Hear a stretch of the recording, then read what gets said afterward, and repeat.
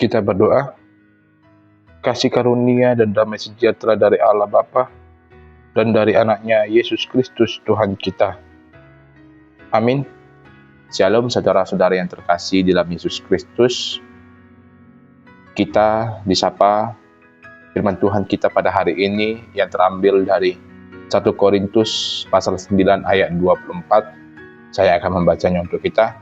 Tidak tahukah kamu bahwa dalam gelanggang pertandingan semua peserta turut berlari, tetapi bahwa hanya satu orang saja yang mendapat hadiah? Karena itu, berlarilah begitu rupa, sehingga kamu memperolehnya. Demikian firman Tuhan. Saudara-saudara yang terkasih, masyarakat di kota Korintus pada zaman Paulus itu sangat akrab dengan kegiatan olahraga, khususnya mengenai tentang Isthmian Games atau pertandingan atletik yang sangat-sangat mirip dengan Olimpiade. Paulus di sini menggunakan latar belakang budaya ini untuk menganalogikan kehidupan rohani orang Kristen. Di dalam pertandingan duniawi, semua orang itu berlari, tetapi hanya satu yang membawa pulang piala. Kabar baiknya saudara-saudara yang terkasih, dalam pertandingan iman, Tuhan tidak membatasi jumlah pemenang. Setiap orang yang setia dan setiap orang yang berjuang sampai akhir itu berhak mendapatkan mahkota abadi. Pertanyaannya, bagaimanakah cara kita berlari begitu rupa agar rohani kita keluar sebagai pemenang? Oleh karena itu, mari kita lihat nats kita pada hari ini.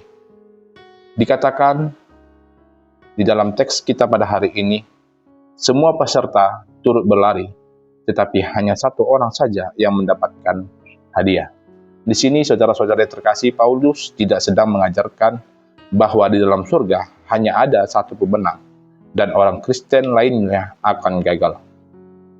Ini adalah gaya bahasa hiperbola untuk membandingkan fokus dan intensitas. Di dunia sekuler, motivasi untuk menjadi satu-satunya membuat seorang atlet itu rela mengorbankan segalanya. Dan disinilah Paulus menuntut komitmen rohani yang sama tingginya, atau bahkan lebih dari jemaat Korintus untuk kehidupan iman mereka. Kemudian kita dapat membacanya lagi, dikatakan di dalam teks kita, berlarilah begitu rupa. Kata begitu rupa, saudara-saudara yang terkasih, itu di dalam bahasa Yunani itu autos, yang menunjukkan pada kualitas atau cara berlari. Iman Kristen itu tidak bisa dihidupi secara pasif, secara malas, atau secara sembarangan. Berlari begitu rupa berarti mengarahkan seluruh energi hidup, kehendak, dan fokus pada Kristus. Dan ini melambangkan bagaimana proses pengudusan yang aktif dan progresif. Dan saudara-saudara yang terkasih, di dalam teks kita pada hari ini, kita tidak boleh memisahkan ayat 24 ini dari argumen besar Paulus yang ada di pasal 8 dan di pasal 9. Jemaat Korintus pada saat itu sedang meributkan hak mereka, seperti hak makan makanan persembahan berhala dalam pasal 8 dan hak kedudukan rohani, di mana dalam pasal 9 Paulus menjadikan dirinya contoh. Ia mempunyai hak menerima tunjangan sebagai rasul, tetapi ia melepaskan haknya demi Injil. Oleh karena itu, bagi Paulus, seorang pelari itu tidak boleh membawa beban atau mempertahankan kenyamanan bajunya jika ingin menang.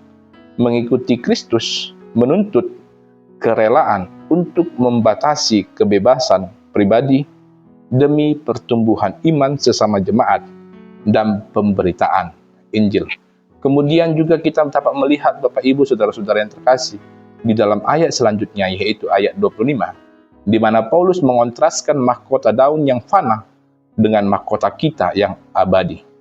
Di dalam teologi Paulus, keselamatan itu adalah anugerah murni dari Tuhan, yaitu sola gratia, bukan hasil usaha atau keringat kita berlari.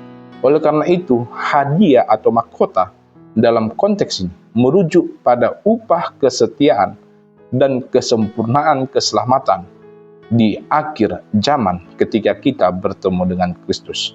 Dan ayat ini, saudara-saudara yang terkasih, memperingatkan kita bahwa anugerah keselamatan yang gratis itu tidak boleh diresponi dengan kehidupan rohani yang murahan. Dan dalam teologi kompetisi yang ada di dalam ayat 24 ini, mencapai puncaknya di dalam ayat yang ke-27 dikatakan supaya dan jangan aku sendiri ditolak. Kata Yunani yang digunakan di sini adalah adokimosos, yang berarti tidak lulus uji atau didiskualifikasi. Seorang atlet bisa saja berlari kencang, namun ia melanggar aturan. Misalnya dalam hal moralitas atau ketidaklulusan motif, ia akan didepak dari podium pemenang. Secara teologis, ini merupakan peringatan keras bagi kita terhadap kepalsuan iman, di mana ketika kita berbicara, saudara-saudara yang terkasih, iman yang sejati itu pasti membuahkan penguasaan diri dan ketekunan hingga garis akhir. Dan melalui nasihat kita pada hari ini, saudara-saudara yang terkasih, kita diingatkan dan diajak untuk melihat kembali bagaimana yang pertama itu adalah sinergi antara anugerah yang diberikan Tuhan, sola gratia itu, dengan tanggung jawab manusia atau responsibility kita sebagai orang yang percaya. Teks ini meluruskan kesalahpahaman tentang doktrin keselamatan murni oleh karena anugerah atau sola gratia.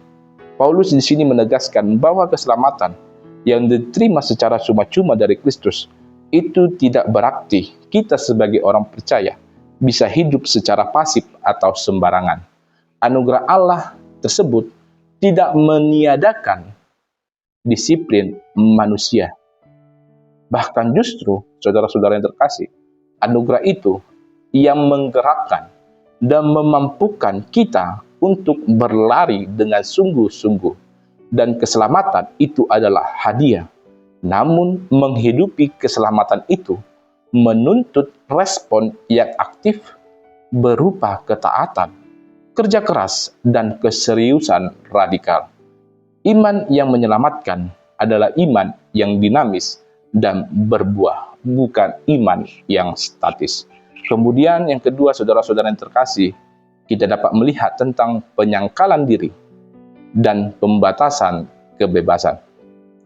Konteks besar dari pasal 8 dan pasal 9 adalah tentang bagaimana jemaat Korintus menyalahgunakan kebebasan Kristen mereka terkait makan daging persembahan berhala, sehingga menjadi batu sandungan bagi orang lain.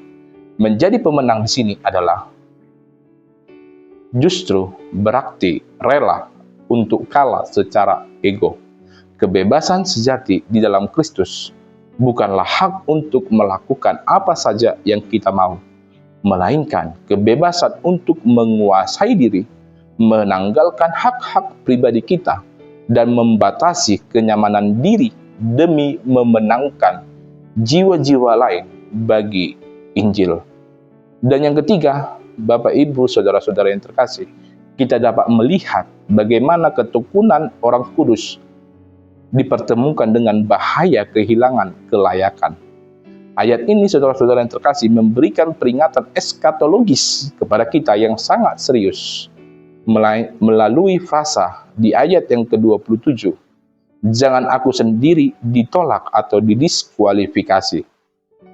Di mana pelayanan yang hebat, khotbah-khotbah yang memuka, atau status-status rohani di mata manusia itu tidak menjamin posisi seorang itu aman di hadapan Allah jika hidupnya menyimpang dari kebenaran. Dan inilah yang dikatakan kepada kita, agar kita untuk menjadi tekun di dalam iman kita. Iman kita itu harus kita pelihara dan harus kita uji konsistensinya hingga garis akhir hidup kita, di mana kita tidak boleh bersandar pada pengalaman rohani kita masa lalu, melainkan kita harus terus berlari di masa kini dengan takut dan gentar akan Allah. Oleh karena itu, saudara-saudara yang terkasih, ingatlah, kekristenan itu bukanlah sekedar tentang bagaimana kita memulai, melainkan bagaimana kita menyelesaikan pertandingan dengan setia. Berlarilah begitu rupa. Mari kita maksimalkan potensi kita. Mari kita lepaskan hak ego kita dan tetaplah fokus pada salib Kristus di dalam hidup kita. Amin. Kita berdoa.